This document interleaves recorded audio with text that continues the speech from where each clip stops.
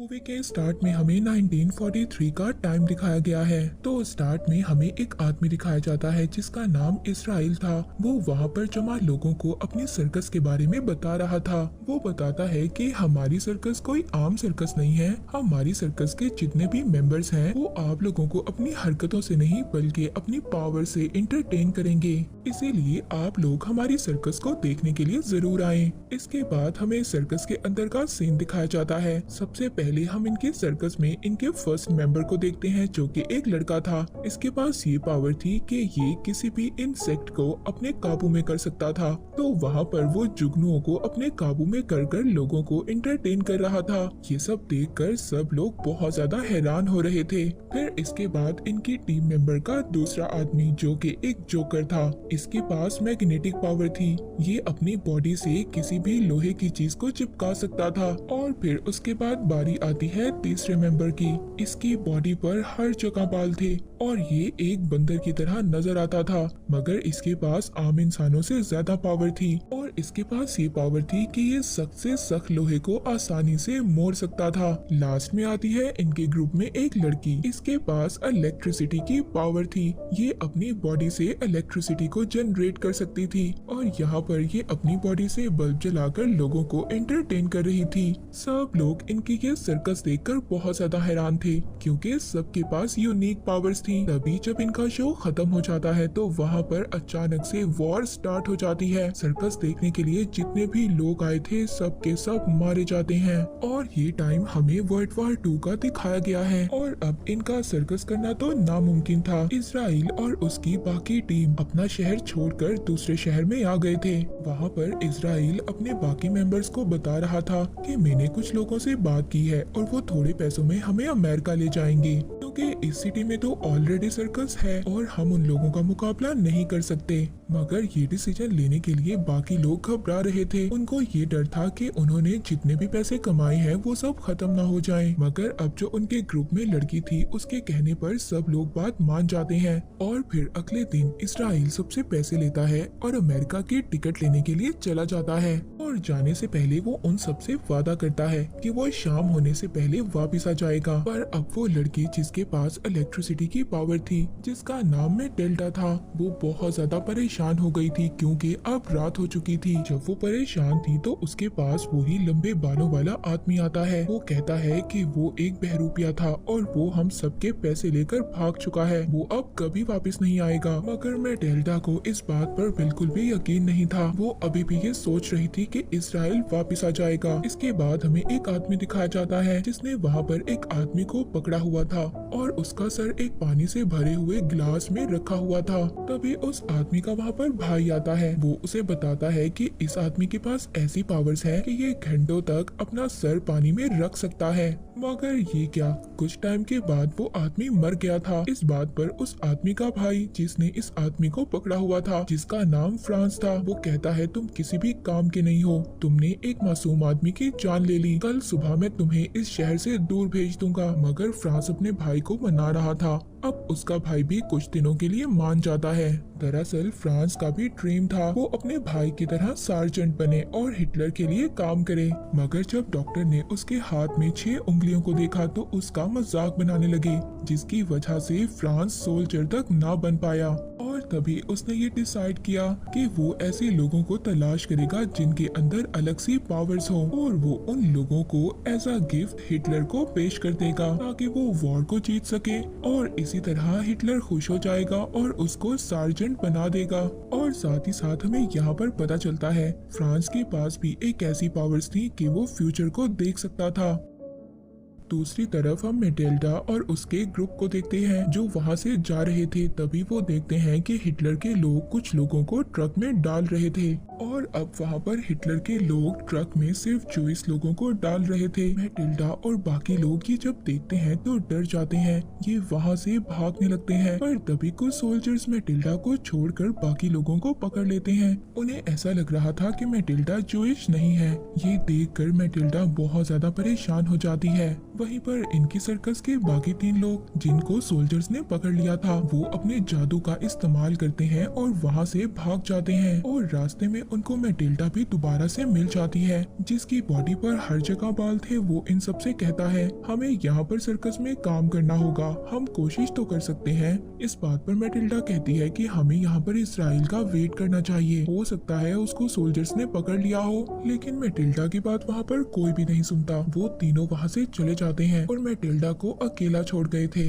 रात को मैटिल्डा अकेली बैठी होती है, तभी वहाँ पर 2 सोल्जर आते हैं और उसको पकड़ने की कोशिश कर रहे थे। और जैसे ही वो सोल्जर मैटिल्डा को टच करता है तो उसको जोरदार झटका लगता है जिससे उसका हाथ बुरी तरह से जल गया था। ये देखकर दोनों सोल्जर्स बहुत ज्यादा घबरा गए थे। मैटिल्डा इस बात का फायदा उठाकर वहाँ से भाग जाती है, मगर अब इस इंसिडेंट की वजह से वो बहुत ज्यादा घबरा गई थी और उसकी पूरी बॉडी बिजली की तरह चमकने लगती है जिससे कि वो वहीं पर बेहोश हो गई थी। अगले दिन वहाँ पर जंगल में जो जूइश लोग छुपे हुए थे उनको मैटिल्डा मिलती है, इसीलिए वो लोग इसको अपने साथ कैंप ले जाने का सोचते हैं। मगर जैसे ही वहाँ पर एक आदमी उसको टच करता है उसको भी जोरदार झटका लगता है। ये देखकर सब लोग हैरान हो गए थे। तभी वहाँ पर एक आदमी जिसने ग्लव्स पहने हुए थे वो मैटिल्डा को उठाता है और कैंप की तरफ ले जाता है। इसके बाद हमें मैटिल्डा के बाकी ग्रुप मेंबर्स को दिखाया जाता है जो सर्कस में पहुँच गए थे। वहाँ पर पहुँचकर वो बाकी सर्कस मेंबर्स के साथ खड़े हो जाते हैं और अब वहाँ पर वही आदमी फ्रांस आ गया था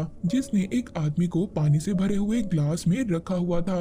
वो वहाँ पर आकर वो उस बौने आदमी और जिसकी बॉडी पर हर जगह बाल थे इन दोनों को सेलेक्ट कर लेता है। मगर ये देखकर उस लड़के को बहुत ज्यादा गुस्सा आ गया था जिसके पास ये पावर थी कि वो इंसेक्ट्स को कंट्रोल कर सकता था। और तभी वो गुस्से में सभी कॉकरोचेस को वहाँ पर बुला लेता है और एक सिंबल बनवाता है। ये देखकर फ्रांस बहुत ज्यादा खुश हो जाता है और उसको भी सेलेक्ट कर लेता है। दूसरी तरफ हम मैटिल्डा को देखते हैं जिसको होश आ गया था। वो अपने आप को एक कैंप में पाती है। वहाँ पर कैंप का लीडर मैटिल्डा से सवाल कर रहा था कि तुम कौन हो और कहाँ से आई हो और तुम्हारे पास बिजली का झटका देने वाली पावर कहाँ से आई और क्या तुम इस पावर से हमारी मदद करोगी। वो उस आदमी की बात सुनकर कहती है कि मैं अपनी पावर का यूज गलत नहीं करती, मैंने कभी भी किसी को अपनी पावर का यूज कर नहीं मारा। ये सुनकर उस लीडर को बहुत ज्यादा गुस्सा आ गया था। वहीं पर हमें सीन दिखाया जाता है उन तीनों सर्कस मेंबर्स का जिनको अजीब तरह से टॉर्चर किया जा रहा था ये पता करने के लिए कि इनके अंदर पावर्स है भी या नहीं।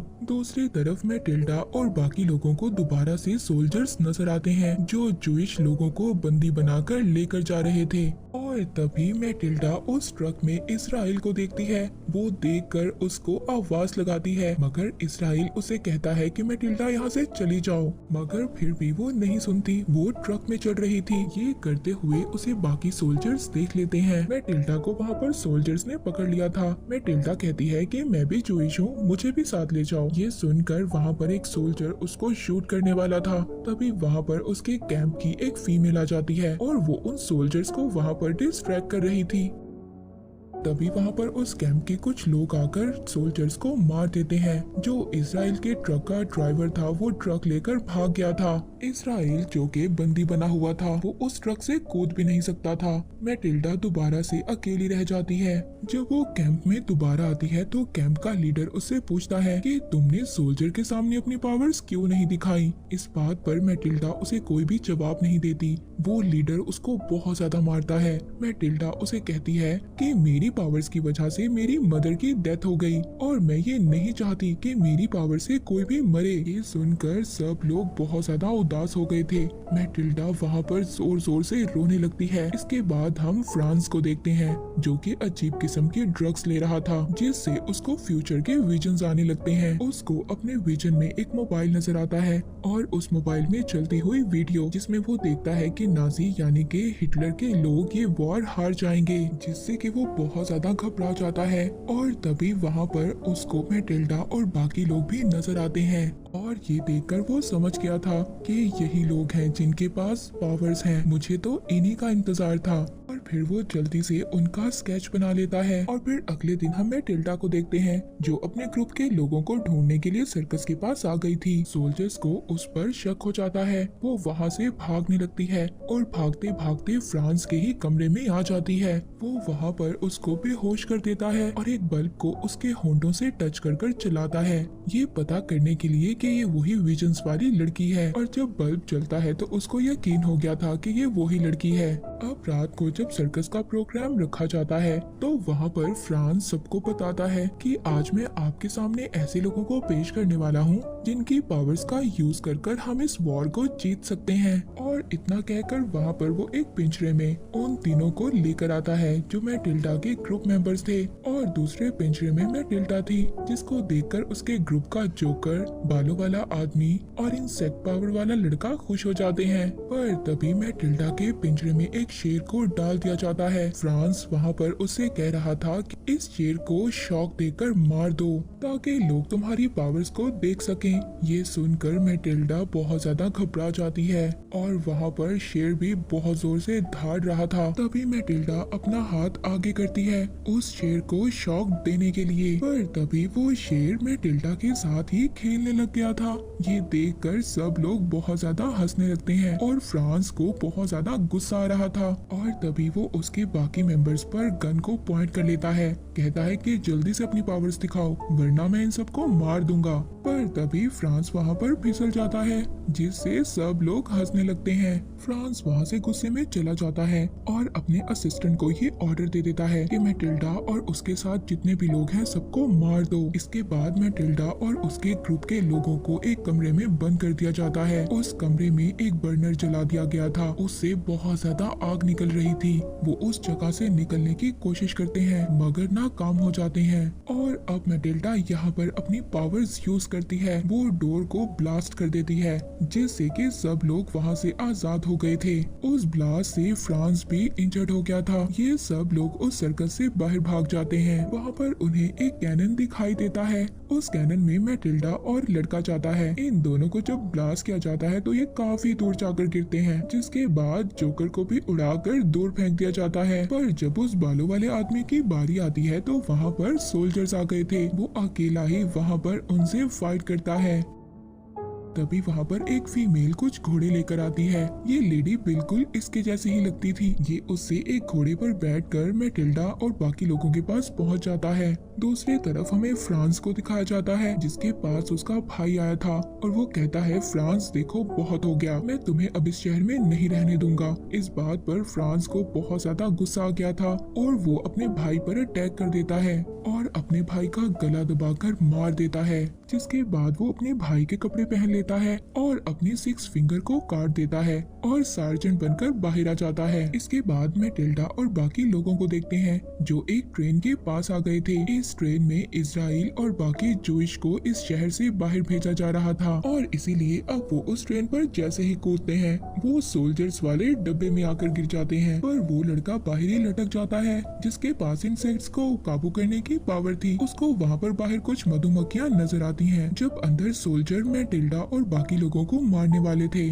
तो वो लड़का सभी मधुमक्खियों को लाकर उन सोल्जर्स पर अटैक करवा देता है और फिर बाकी सब लोग ट्रेन के ऊपर आ जाते हैं। वहाँ पर फ्रांस भी इस ट्रेन का वेट कर रहा था अपनी वाइफ के साथ और अब ये सब लोग मिलकर इजराइल को ढूंढने लगते हैं। इनको एक डब्बे से इजराइल मिल भी जाता है जिसे देखकर सब लोग खुश हो गए थे, मगर तभी वहाँ पर फ्रांस के सोल्जर्स आकर सब पर अटैक कर देते हैं और अब फ्रांस भी मैटिल्डा के पास आ गया था। वो उसे अपने साथ चलने का कहता है, मैटिल्डा उसे मना कर देती है। पर तभी जब मैटिल्डा को साथ लेकर जा रहे थे तो मैटिल्डा शॉक देकर उसको मार देती है। तभी वहाँ पर जो जूइश कैंप के लोग थे वो भी वहाँ पर आकर उन सोल्जर्स पर फाइट करने लगते हैं। इस तरह दोनों तरफ से बहुत जबरदस्त फायरिंग हो रही थी और वहीं पर इस हमले की वजह से इजराइल को भी एक बुलेट लग जाती है और वो मैटिल्डा के सामने ही मर जाता है। मैटिल्डा उसे देखकर बहुत ज्यादा दुखी हो गई थी।